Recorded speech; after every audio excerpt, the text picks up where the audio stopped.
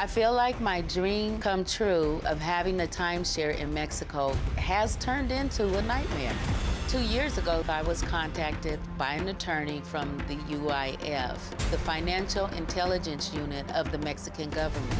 I was part of a class action lawsuit, and I would be granted $38,500. And that I needed to send $3,850 to open an account over there so my money could be deposited. It sounded completely legitimate. I sent them the money, and the $38,500 never showed up.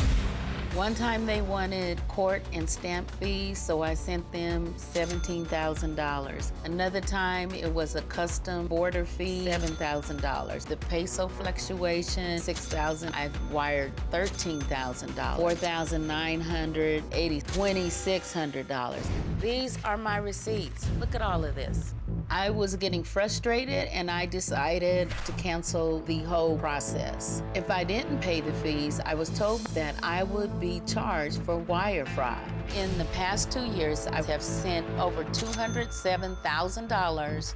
I have borrowed from my daughters, taken out loans, exhausted credit cards, not paid my mortgage. My daughters would say, "Mom, you are being scammed. Don't send them any more money."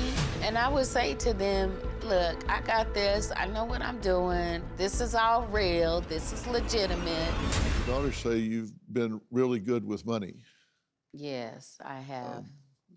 Are you now kind of in danger of facing retirement without a nest egg? Yes, I am. At one point, I even wasn't paying my mortgage. I had even gone to like the pawn shops and borrowed money from my daughters, and it just went on and on to where I exhausted about everything. And are you doing plasma twice a week? I go in twice a week to donate plasma, yeah. I'm doing the food bank, usually maybe once a month to try to get some extra essentials in the house because I really don't want to ask anyone for help. And you've maxed out your credit cards. Yes, yes. Did you two ever think that your mother, who works as hard as she does, would ever be having to go to the food bank and selling No, plasma never. to get by? Never. Do you think you're being scammed? I don't think I'm being scammed though, honestly. And the reason why I say that is every time I call, I can get a hold of someone. I've even had one gentleman who really went out of his way. He paid out of his own pocket for one of the fees. Actually, he's done that like 2 or 3 times out of his own pocket to pay the fees. And who would do that if they're scamming?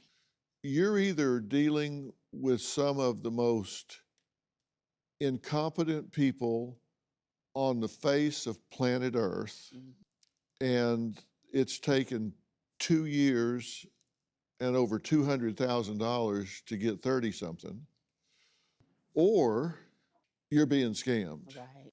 And if you're being scammed, would you want to know it? Absolutely.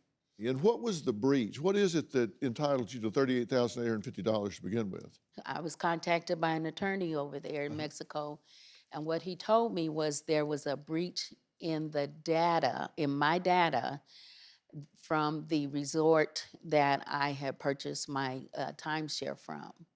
Didn't tell me what that breach was, but that they had obviously sold my information to someone else.